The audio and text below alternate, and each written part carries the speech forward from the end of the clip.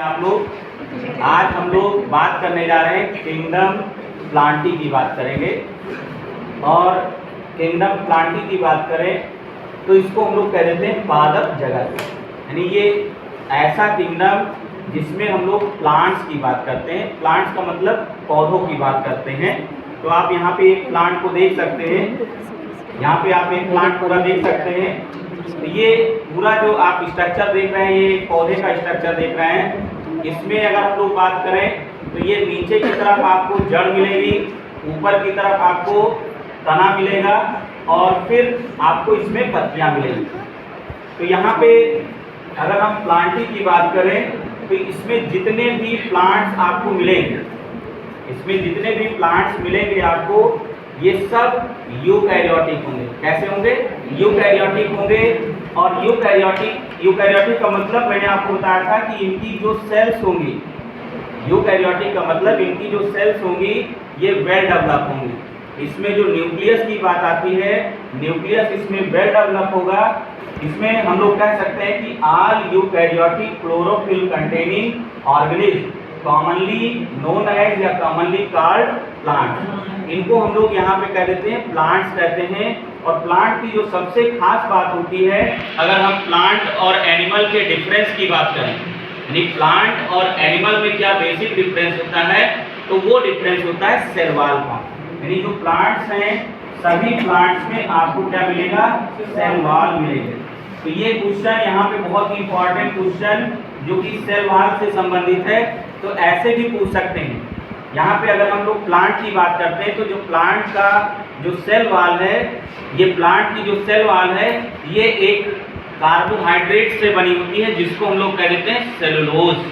तो ये क्वेश्चन आपसे पूछ सकते हैं कि द मोस्ट अबंडेंट, ध्यान से सुनिएगा, the most abundant carbohydrate on the earth, तो उसकी बात आ जाएगी सेलुलोज की बात आएगी। यानी सेलुलोज जो है, यानी अगर हम लोग पूरे पृथ्वी की बात करें तो पूरे पृथ्वी पर जो सबसे मोस्ट अबंडेंट कार्बोहाइड्रेट है तो उसको हम लोग कह देते हैं सेलुलोज कहते हैं।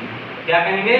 सेलुलोज। मोस्ट अबंडेंट का मतलब यानी पूरी पृथ्वी पर जो सबसे ज्यादा पाया जाने वाला जो कार्बोहाइड्रेट है उसका क्या नाम है? सेलुलोज है।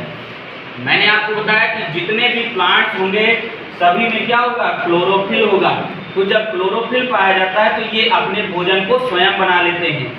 लेकिन यहाँ पे क्या है कि कुछ ऐसे भी प्लांट्स मिलेंगे जो आपके एनसीईआरटी में दिया हुआ है, जो कि नीट के लिए बहुत ही आवश्यक है।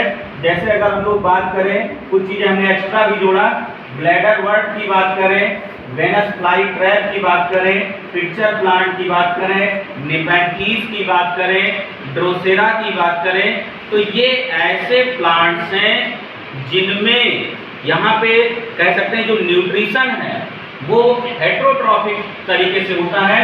इनको हम लोग कह देते हैं इंसेक्टिवोरस प्लांट्स कहेंगे। यानी इनको हम लोग क्या कहेंगे? इंसेक्टिवोरस प्लांट, यानी ऐसे प्लांट्स जो इंसेक्ट का भक्षण करते हैं। यहाँ पे क्वेश्चन आ सकता है कि which of the following is the example of insectivorous plant. यहाँ पे ब्लेडर वर्ट आ सकता है, वेनस फ्लाई ट्रैप आ सकता है, पिक्चर प्लांट आ सकता है, निपैंथीज आ सकता है, ड्रोसेरा आ सकता है। दूसरा एक और सबसे इंपॉर्टेंट प्लांट यहाँ पे जिसको हम लोग कह देते हैं कस्कुटा रिफ्लेक्सा। कस्कुटा का मतलब होता है अमरबेल। अमरबेल का मतलब ये येलो कलर का जो है, कह लीजिए आपको बेल का मतलब ये नहीं कि बेल जो शरबत पीते हैं वाला नहीं, बेल का मतलब ये फैलने वाला, लता इसको कह देते हैं, लता या बेल इसको कहते हैं। तो ये क्या है? ये क्लाइंब करते हैं, ये किसी दूसरे पौधे पे पाए जाएंगे और उन्हीं से अपना न्यूट्रिशन प्राप्त करेंगे। तो इनको हम लोग कह देते हैं कस्कुटा रिफ्लेक्सा। ये कैसा है? ये है पैरासिटिक प्लांट। इसमें एक क्वेश्चन आ सकता है कि किसी ऐसे एंजियोस्पर्म का नाम बताइए, या किसी ऐसे जो एंजियोस्पर्मिक प्लांट्स हैं या फेनरोगैमिक प्लांट्स हैं जो पैरासाइट के रूप में। तो यहाँ पे कस्कुटा रिफ्लेक्सा की बात आती है। फेनरोगैमिक का मतलब जो फ्लावरिंग प्लांट्स है, फेनरोगैमिक का मतलब होता है फ्लावरिंग प्लांट्स, यानी ऐसे प्लांट्स जिसमें फ्लावर होते हों उनको हम लोग फेनरोगैमिक कह देते हैं। तो इनको हम लोग जो कस्कुटा रिफ्लेक्सा है इसको पैरासिटिक भी कह सकते हैं या फेनरोगैमिक पैरासाइट कह देते हैं। बहुत ये इंपॉर्टेंट चीजें हैं फिर उसके बाद हम लोग बात करें कि यहाँ पे जो इनकी जो लाइफ साइकिल है, इनकी जो लाइफ साइकिल चलती है ये कैसे चलती है, इसमें अल्टरनेशन ऑफ जनरेशन देखने को मिलता है। अगर हम लोग ब्रायोफाइट्स की बात करें, टेरिडोफाइट्स की बात करें, जिम्नोस्पर्म की बात करें, तो यहाँ पे कहीं ना कहीं से अगर एंजियोस्पर्म की बात करें तो इसमें आपको अल्टरनेशन ऑफ जनरेशन देखने को मिलेगा। अल्टरनेशन ऑफ जनरेशन की बात होती है पीढ़ी एकांतरण।